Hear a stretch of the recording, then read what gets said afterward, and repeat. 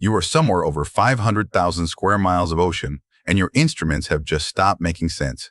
The compass spins. The radio hisses static where a voice should be. And then, quietly, without a scream, without a distress call, without even a ripple on the surface, you are gone. This is not a story about ghosts or aliens, though people will tell you it is. This is a story about a patch of ocean between Miami, Bermuda, and Puerto Rico that has taken more than 1,000 lives and left almost nothing behind. No wreckage, no bodies, no black boxes. Just silence and a shape drawn on a map that pilots still whisper about before they cross it. The question isn't whether the Bermuda Triangle is real. Ships and planes really did vanish there. The question is, what, exactly, waited for them, and whether it's still waiting. It began, officially, in 1945. Flight 19, 5 Navy bombers, 14 men, took off from Fort Lauderdale on a routine training exercise. Their instructor radioed that his compasses were failing, that the ocean looked wrong, that he didn't know which way was west anymore. Then nothing. A rescue plane sent to find them, a Martin Mariner carrying 13 more men, also vanished mid-flight without a single distress signal. 19 men, gone in one afternoon, and not so much as an oil slick was ever found. The Navy's official report blamed the lead pilot's confusion. But confusion doesn't explain how 6 aircraft disappeared without leaving a trace in calm seas, in daylight, with rescue planes already in the air. Before Flight 19, the region had a quieter reputation. After it, the world had a name for the silence, the Bermuda Triangle. And once it had a name, people started counting everything it had already taken. Go back further, and the counting gets uncomfortable. In 1918, the USS Cyclops, a 542-foot Navy collier carrying over 300 people, left Barbados for Baltimore and simply never arrived. No wreckage, no SOS. The largest single loss of life in U.S. naval history, with no combat, no storm report, no explanation ever. In 1925, the SS Cotopaxi vanished in the same waters, swallowed whole. In 1963, the SS Marine Sulphur Queen, a 425-foot tanker, disappeared with 39 crew, leaving behind only a single life jacket. These aren't small fishing boats lost in a squall.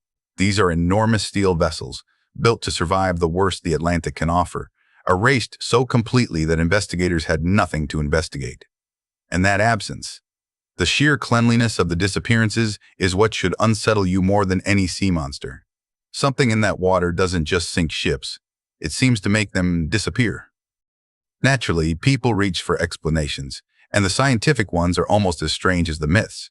The region sits near the Gulf Stream, one of the fastest, most violent ocean currents on Earth, capable of erasing evidence within hours. It's a hotspot for sudden, explosive tropical storms that can form and vanish faster than satellites can track them. And it lies near one of the only places on the planet where true north and magnetic north align, meaning compasses that work perfectly everywhere else can, in this one triangle of ocean, quietly betray you. Pilots and sailors relying on instruments have reported inexplicable readings for decades. Add in an ocean floor riddled with some of the deepest trenches in the Atlantic, capable of hiding wreckage forever, and you have a place engineered by geography itself to make disappearances permanent. But geography alone has never satisfied everyone, because some of the disappearances don't just involve vanishing, they involve time. In December 1970, pilot Bruce Gernon flew a small plane through what he later described as a tunnel-shaped cloud over the triangle and landed 28 minutes ahead of schedule, with no explanation for the missing time. He wasn't the only one. Sailors have logged sudden fog banks that swallow ships whole in seconds, only to dissipate moments later with the vessel gone. Some report electronic failures so total that engines die, radios die, even wristwatches stop all at once, then mysteriously restart once clear of the area.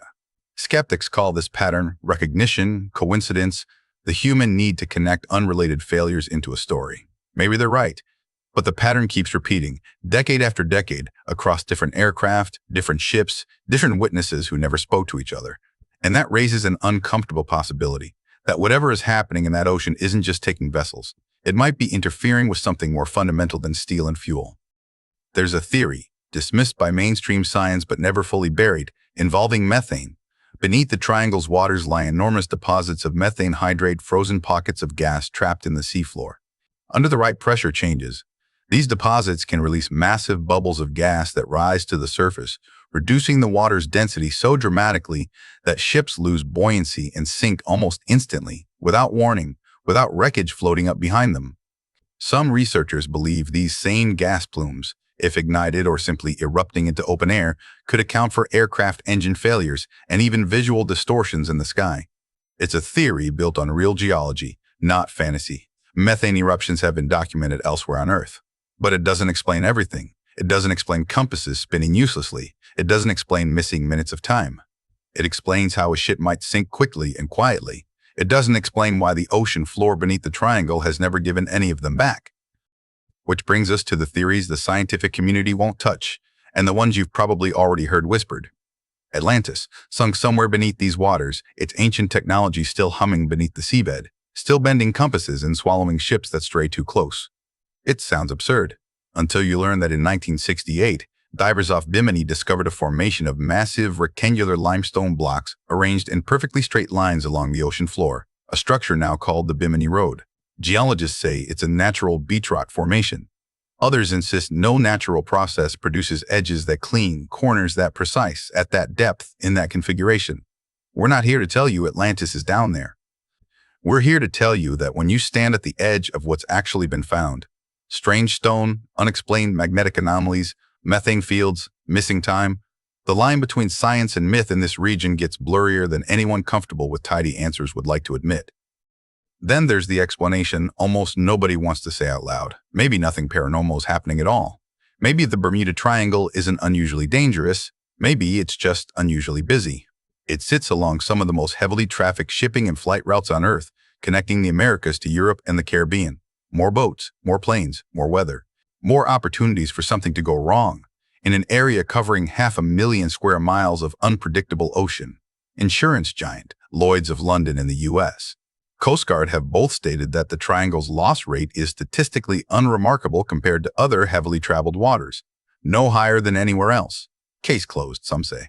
Coincidence? Hysteria? Media myth-making dressed up in decades of retelling. And maybe that's exactly right. But if it's just statistics, why do the disappearances that do happen there so often share that same eerie signature? No wreckage, no bodies, no distress call, ever. Consider Flight 19 again, because the deeper you look, the stranger it gets. The lead pilot, an experienced instructor, reported his compasses failing almost simultaneously, both of them, backup and primary, at once. Radio transmissions captured him saying the ocean looked strange, that he didn't recognize the islands below him, that nothing matched his charts. This was a man who had flown these waters for years, suddenly disoriented as if the geography itself had shifted beneath him. Then, silence. No wreckage was ever recovered, despite an extensive search across shallow, mapped waters. Whatever happened to those 5 bombers happened fast, completely, and left the ocean exactly as it was before they arrived. If it was simple pilot error, the ocean should have kept the evidence. Wrecked planes don't erase themselves. Bodies don't dissolve without trace in warm, shallow water. Something took the wreckage as thoroughly as it took the men. That distinction between dying and disappearing is the heart of everything unsettling about this place. Modern researchers have tried again and again to map exactly what lies beneath the triangle, and what they found only deepens the unease.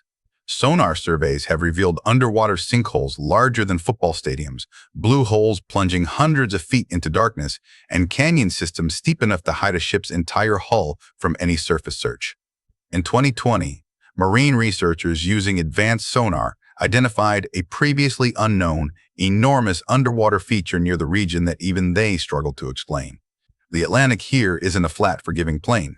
It's a fractured, three-dimensional labyrinth of trenches and voids, some of the least explored terrain on the planet, ironically sitting just off one of its busiest coastlines. We have mapped more of the moon's surface than we have mapped the ocean floor beneath the Bermuda Triangle.